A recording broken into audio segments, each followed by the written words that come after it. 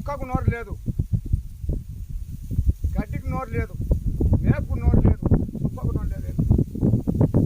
మనము నోరుండి మనుషులం.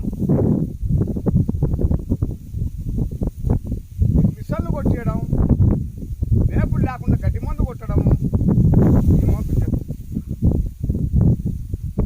ఈ వాతావరణం కూడా ఎందుకు మారిందంటే ఈ సిమెంట్ ఫ్యాక్టరీల గుండా ఏదైనా మామూలుగా ఇనుము ఫ్యాక్టరీల గుండా తినకుండా మళ్ళీ ఏసీ కార్ల గుండా, ఏసీ బస్సులు, ఏసీ విమానాలు, ఏసీ రైళ్ళు గుండా ఈ ఆవిరి ఇప్పుడు వేడల్లా పైకి ఎక్కడికి పక్కకు వారికి లేదు. వేడల్లా అట్లా చుట్టుకుంటారు కల్లా పల్లెక్క వర్షాలు వాటికాడికి అయిపోయి మన ఆరోగ్యాలు కూడా గడ్డి మందుల వల్ల దానిల గుండా తినకుండా ఎరువుదాన్యం లేకుండా బరువులు లేకుండా ఏం లేకుండా ఇస్తారు కదా, అది కూడా దెబ్బతినిపోతుంది. మేము పానాన్ని తెగించి కూడా ఆఫీసుల కాడికి వస్తుందా ఒక్కరు కూడా పాటించలే.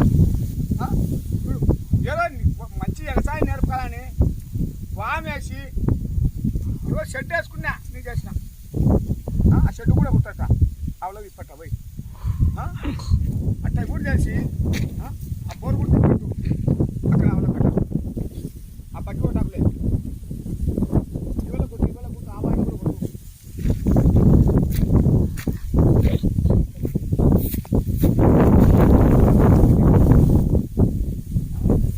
బానేసుకొని బోరేసుకొని ఈ మోపున చేస్తున్నా కానీ కూడా కుడుతుంది అదేమో ఈ మోపున చేస్తున్నా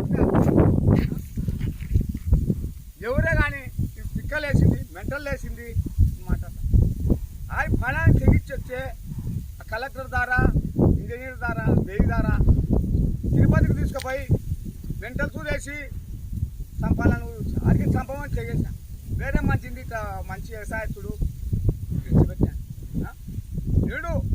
నీళ్లు పెట్ట వచ్చాను లేమ్మ పారగట్టిస్తాము నువ్వు రావాకంటే చల్లే సార్ ఆయనకి దండ పెట్టొచ్చే ఈడ పొంకిచ్చి ఆడ పొంకిచ్చి ఆఫీస్ చుట్టూ తిట్టుకొని నీళ్ళు పెట్ట రాలే ఏం రాలే పెడతామని గడ్డగితే మేమేడ మేము రాసే మేము మాడదే మనం చూసేస్తాం మేము నీకు పెట్టాలమా ఏమన్నా అంటున్నావు. నీకేమో ఒక్కరోజు గినక ఒక నెల గినక ఉద్యోగం రాపాడుకుంటే ఏమో వాన పడినా పొలపొల పోయినా పండకున్నా పడినా ఈ ఉద్యోగాలు మేము తీసుకుంటున్నాం. రైతులం ఏం కావాలా నాశనమే. అలుపులు పెట్టినళ్ళు ఏమన్నారు అన్యాయంగా సంపాదించాలని కూడా ఏమన్నారు కష్టపడి సంపాదించిన కష్టపడి న్యాయమని వచ్చే ఇంకా చేసి అనగలుగుతారు. అది అది మన అంతేలే అంతేలే ఒక నిమిషాను అంటారు. అన్యాయం చేస్తున్న మటుకు బాగా పైకి రానిస్తారు. నెలలు కూడా సచ్చాగా తిరుగుతుంది. అబ్బా నెలలు కూడా అది నెలలు కూడా ఆశపడి పింఛన్లకు ఉత్తున్న డబ్బుకు ఉత్తున్న ధాన్యానికి ఆశపడతాం. అయ్యా కష్టపడిన డబ్బుకు కష్టపడిన ధాన్యానికి ఆశపడితే మేలు. మనకు తీసుకుంటే కనుక అంత 2 నెలలు పోతుంది. బాగా ఇప్పుడుంటన్నా మారి పాడి పశువులు పెట్టుకొని బాగా అభివృద్ధి చెందితే మనం బాగుంటాం, మన పిల్లలు బాగుంటాం, మన ఆరోగ్యం బాగుంటాయి, అన్నీ బాగుంటాయి. ఒక్కొక్కరము 60 ఎకరాలు 70 ఎకరాలు వేసి ట్రాక్టర్లతో మందు కొట్టి దానితో మందు కొట్టి దీనితో మందు కొట్టి డోర్తో మందు కొట్టి పోతుంటే ఏమవుతా మీరే ఆలోచన చేసుకోవచ్చు. పనా తెగించి కూడా కూర్చోండి వచ్చండి మీరు. రేపు ఎల్లుండి మున్నాళ్ళకు వామేసేది అయిపోతుంది.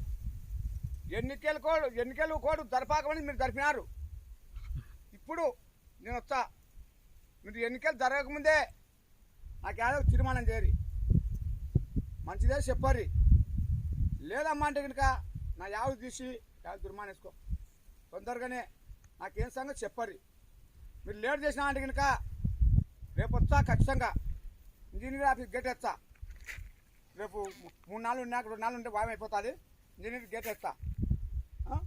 గేట్ వేసి 2 నాలుగు రాంగుంటే కనుక మీరు ఉన్న రూమ్లో కూడా గేట్ వేసి బీగాలు వేస్తా.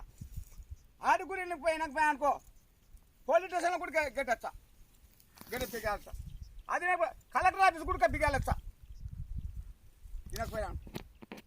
వాళ్ళు ఏమొచ్చే మీటింగులకు చంద్రబాబు కానీ జగన్ కానీ వచ్చే గినక రోడ్లు బంద్ చేసి బస్సులు తిరిగే రోడ్లు బంద్ చేసి బస్సులు అట్లా వేడి కూడా తిప్పి చెప్తాం చేసి మత్తు మందులకు బిర్యానీలకు ఆశపడి వచ్చే మనం ఏమవుతాం? నీకు అభిమానం ఉంటే సొంతం పోయి చూడరి. వాళ్ళకు మత్తు పదార్థాలకు మత్తు మందులకు ఇచ్చి బిర్యానీ ప్యాకెట్లు ఇచ్చి తెచ్చే మనమేమంటావు? మన వాతావరణం ఏమవుతాయి? మనం లక్షణంగా ఓట్లు వేపించుకున్నా అని బాగా లెక్క లేకుండా ఏం లేకుండా స్వతంత్రంగా ఏరయ్యా ఓటు అంటే మనకు అంత మంచిది అని ఇట్లా వేపించుకొని ఒక కాలువల కాడ కానీ ఒక దావల కాడ కానీ చేసుకొని స్వచ్ఛభారతగా పండించుకుంటున్నాయిలే. ఇది నాది అది నాది అంటే ఎన్నాళ్ళు ఉన్నా కానీ మన భూమిలో కలిసిపోవాల్సింది. ఒక ఈయన పుల్ల కానుంటి కూడా మనం తీసుకోవాలి. నువ్వు పనాన్ని తెగిసి చెప్తుండా మనం అందరం కలుసుకొని ఒక భూమిని ఒక నీరును ఒక గట్టి రైతును పాడి పశువులను ఒక జీవరాశులను కాపాడుకున్నాం అంతే సార్. లేకుంటే కనుక వచ్చాలనుకో నేను చెప్పినట్టుగానే ఖచ్చితంగా జరుగుతున్నాయి. నేను మటుకు ఇది జరగండి ఈ ఎన్నికలు ఓట్లు జరగకముందే నాకు ఏదో చెప్పాలా. లేకుంటే కనుక నేను